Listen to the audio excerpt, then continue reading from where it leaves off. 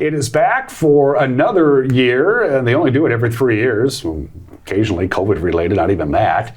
Follies is back. It's been put on since 1948 by the Wenatchee Valley Children's Guild. It used to be the, what was it called before, Lauren? And I should know this because my mom was involved. I think it was a junior league, right? And we have multiple different organizations. Yeah, right. 4 different organizations. Your organization is near and dear to me because my mom was heavily involved in your organization back in the 60s and 70s. Big time Follies. Lauren Hanford, by the way, is the guild president of the Wenatchee Valley Children's Guild.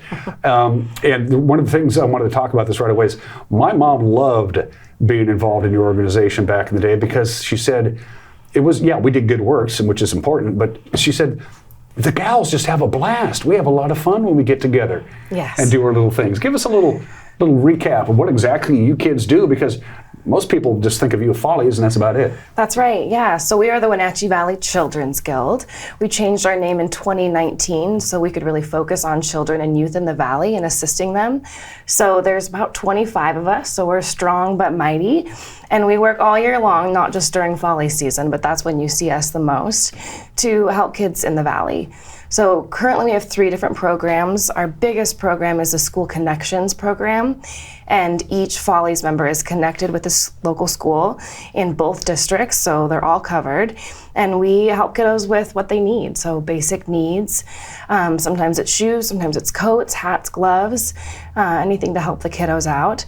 We are connected with school advocates and counselors, and they reach out to us directly with these different requests. So we give a hand to kids in need. Yeah. How did you get involved in the guild? You know, you'll talk to Robin here in a minute, and her mom actually recruited me in 2019. So it was a great opportunity, and she told me this amazing story about a couple different teenagers at the high school who were really struggling. I think their mom was incarcerated, they were living with their grandma, and they needed some help. And so the guild really stepped up, made them meals, threw them a birthday party for their 18th birthday.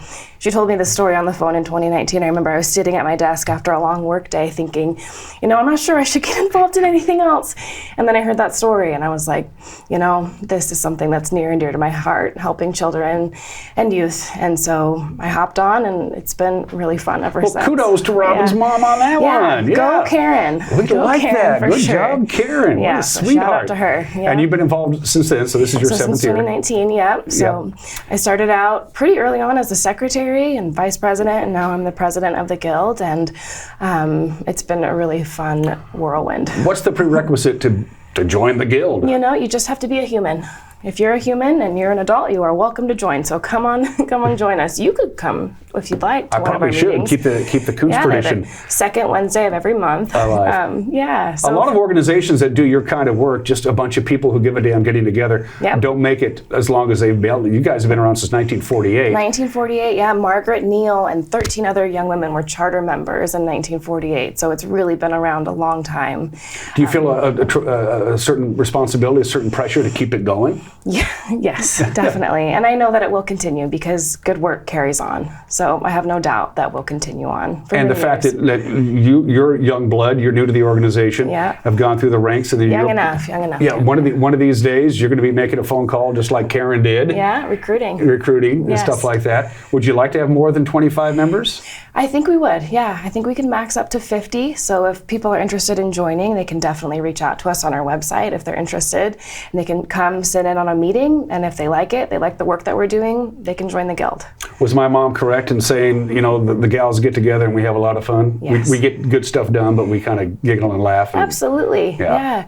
I think having a sisterhood is really important in this life, having connections with other people outside of our families, and having a sisterhood and a connection that does good work is the best kind. Yeah. People think of your organization and they think of Follies. Yes. And I'm guilty of that too. That's not the only thing that you kids do. How do you keep your profile up and running and get people to remember who you people are on the 3 years where Follies isn't happening? So we do lots of good works in town. So I mentioned the School Connections, part of our organization. We also do a Youth Program Assistance Fund. So this past year we gave funds away to 15 different nonprofits in the Valley. And that starts up in the fall, and then we organize that and divvy out those funds in the fall. I have a list of some of the organizations we gave to this year: the Community Toy Drive, Washington Apple Education Foundation, Serve Wenatchee Valley, Aiken, Alethea Therapeutic Riding Center, Women's Resource Center, Panther House. The list goes on.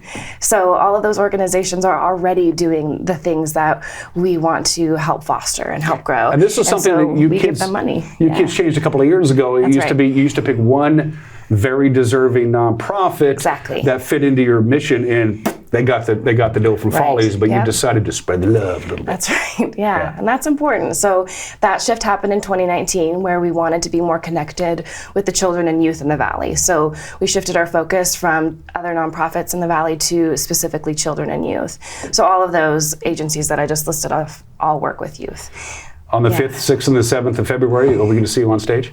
You know, I might come on and say hello, but I have a young kiddo at home, so... Yeah, who's watching the kid right now? Grandma's there. Okay. Yeah, shout out to Grandma. Thank you so much. Thanks, Grandma. Thanks, Grandma. I'm going to be interviewing Robin next after a quick little 2-minute break. She's going to talk about Follies specifically, how you get involved, how you get tried out. Sponsorships are still available. Can't forget about that. What kind of questions should I ask Robin? All the really in-depth ones. Okay, because she's a tough interview. Yeah, she really is. I think you should really talk to her pretty deeply about lots of different Follies-related things. Karen's daughter will join me when we come back. You're watching Wake Up Wenatchee Valley on the NCW Live channel.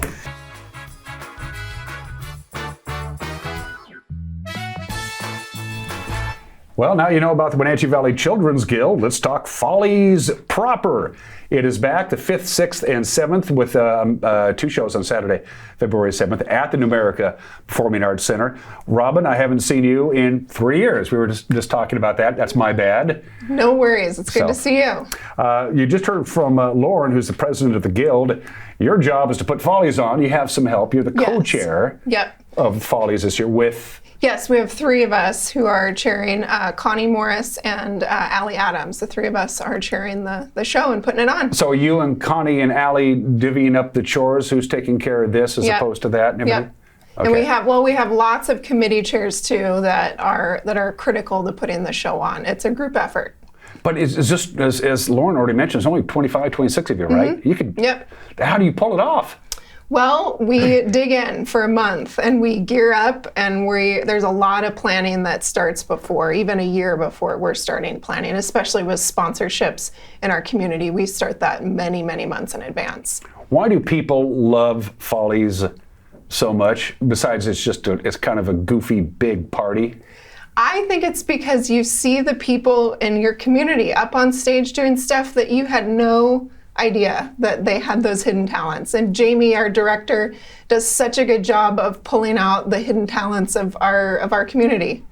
Yeah, it's amazing. Last time I went to Follies, I went to the Saturday night show, had a good time, and there's my dentist up on stage. And I said, he can't sing, and it turns out he couldn't sing, but Jamie threw him out there anyway, so. There's a spot for everybody. Talent is optional sometimes. Do you kids feel somewhat responsible for bringing Jamie Donegan on board? It was 20 years ago or so, right? Well, Jamie, as a profession in New York and in other places, is a Follies guy. You know, that's what he did and does, was go from community to community and put on Follies type productions.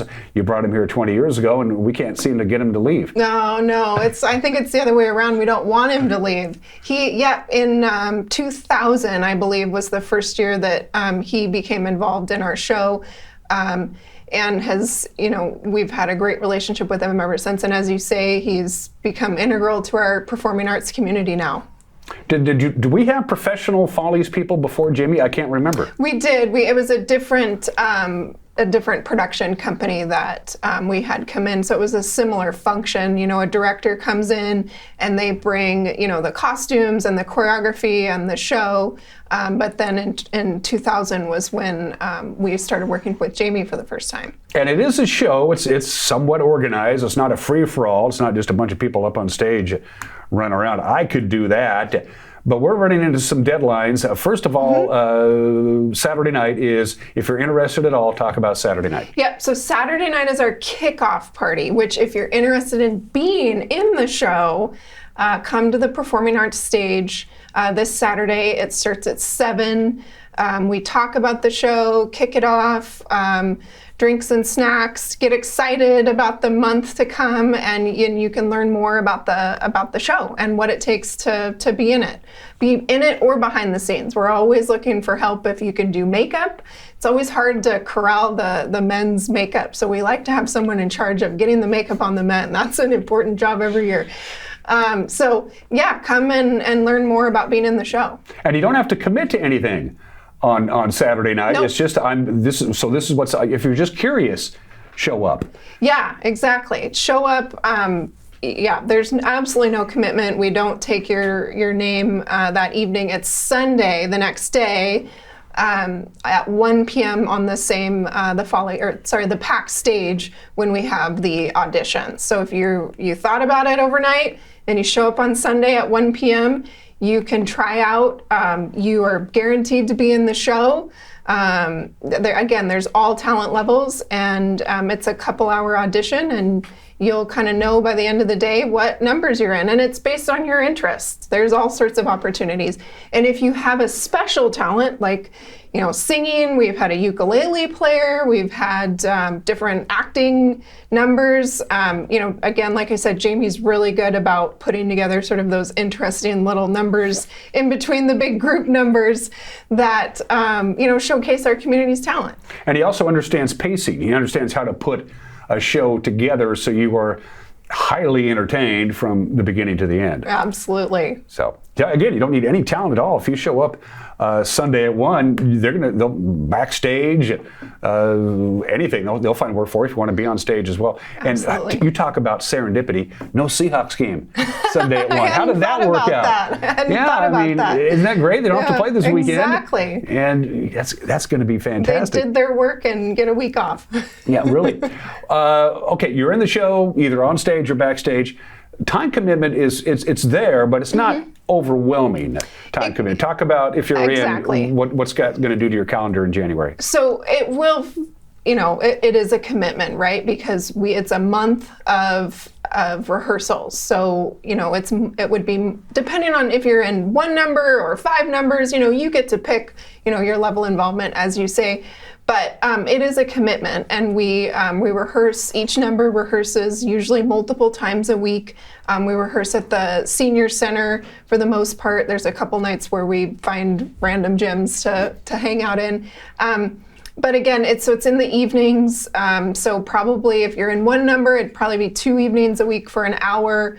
If you're in multiple numbers, if you're in the chorus, the commitment level ratchets up. But it is 3.5 weeks of, it's a commitment, right? We put together an entire show in a month. So, but we're a big family. We like you said, I see you every 3 years. There's also people in the Follies that we all see each other every 3 years, and we fall into step, and we're one big family. And you just spend a lot of time together and grow relationships that you pick right back up from. You've recruited some pretty important people to the Guild because of Follies. They showed up and auditioned for Follies, and then as a secondary thing, kind of sugar on the ice cream, it's like, hey, the Guild, tell me about that. And it's happened. Yeah, absolutely. Every Follies show we put on, we have several people who just want to keep the fun going, and we use it as a recruiting opportunity and say, this is the show part. We're building relationships. If you want to see where this money is going that you're helping to raise through the show, keep hanging out with us, and then you can help put that money to good work through the programs that we do. And keep in mind, Jamie is not going to embarrass you at all. The guy is a pro. He's going to find out your role, and he's going to stick you right in where it belongs. And you get to work at a top flight facility in the America Performing Arts Center. The actual shows are at the America PAC with some great people, backstage people like Mike Locke and Kaylee and these people. And that helps you guys a lot, doesn't it? Oh yeah, we couldn't have a better home for this show. Every year, those guys, every 3 years, Those guys show up. They have such a wonderful staff there, and same with Jamie. And Jamie knows that staff, obviously, and we have so much fun, and they're great. There's only 4 shows, Thursday the 5th, Friday the 6th, 2 shows, a matinee and an evening show on Saturday, February 7th, and that's it. Has there been and these always sell out every 3 years or 4 years, again, COVID. Every ticket sells at the Numerica Pack for all 4 shows. Have been any talk about doing another show or making it a little bit? I mean, you could. That's an idea, Dan. No, it's, I mean, as we've talked about, it is a lot of work for 25 people, plus our errant director to put on every 3 years. I think it keeps it, a good memory. And, like you said, it's it's only 4 shows. We sell it out. You have to get your tickets. I guess get maybe now. Dan, you can come and help us make it annual. I you could. can get involved. I'm a big celebrity, and to just distract people. We could use your publicity from the task at hand. I don't want to. I want to focus on the show because then it would all be about me, and we don't want to have. So let's talk tickets again. They've been on sale since December. If you deke around and you say, hey, it's the first week in February, you may be out of luck. Yeah.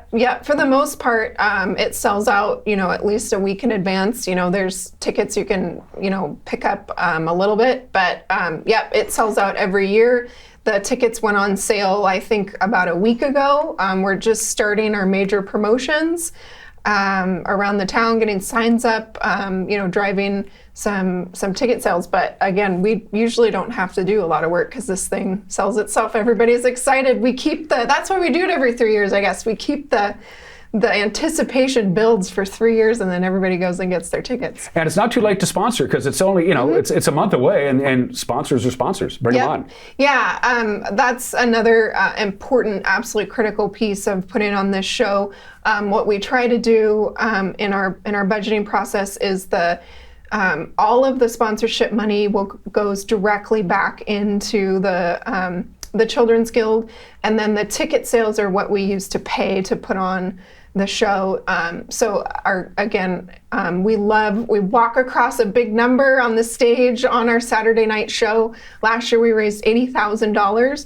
We want to walk an even bigger number across the stage this year, and the sponsors are a critical piece of that. So this year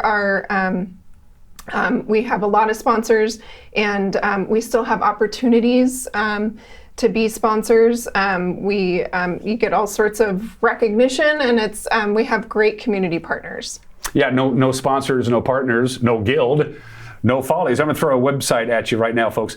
wvchildrensguild.org. It's pretty self-explanatory. It's a well-done website. You can't get lost. wvchildrensguild.org. You can learn all about Follies. You can buy your tickets. I highly recommend if you go to the Saturday, February 7th one, the nightcap. You're going to have a good time. I went to the nightcap, the last show of Follies the last time it was on, and it was one of the funnest times I've ever, and everybody was there. Yep. It was like everybody was there. Downtown was hopping and popping and all that good stuff.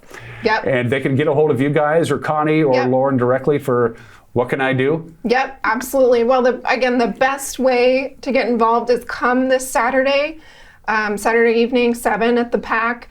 And, if you want to be on stage or backstage, or even just if you're interested in joining the Guild, please come. It's a great time. We get everybody pumped up for the month ahead, and then the show's in February. I asked Lauren the same question I'm going to ask you, Rob, and I know you're busy as co-chair. We're going to see you on the stage?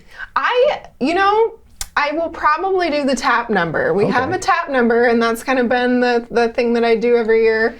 Brush off my shoes. So that's my level of commitment now, is I'll return for the tap number. I don't know, Jamie maybe has some exciting things up his sleeve that I won't be able to resist. You obviously clearly enjoy doing this, or you wouldn't keep doing it, right? Exactly. It's so much fun. The 3 years, like I said, you come back and there's a lot of familiar faces, a lot of new faces, and you just form this bond that you can't really describe unless you do this thing. And you'll make some lifelong friends. My mom did. Yep. So. Exactly. Yep. Absolutely. Again, wvchildrensguild.org, wvchildrensguild.org. It's all right there. Thanks, Robin. Thank you, Dan. Looking forward to seeing you the first weekend in February. We're going to take a break and come back and do the weather forecast. You're watching Wake Up Wenatchee Valley on the NCW Life channel.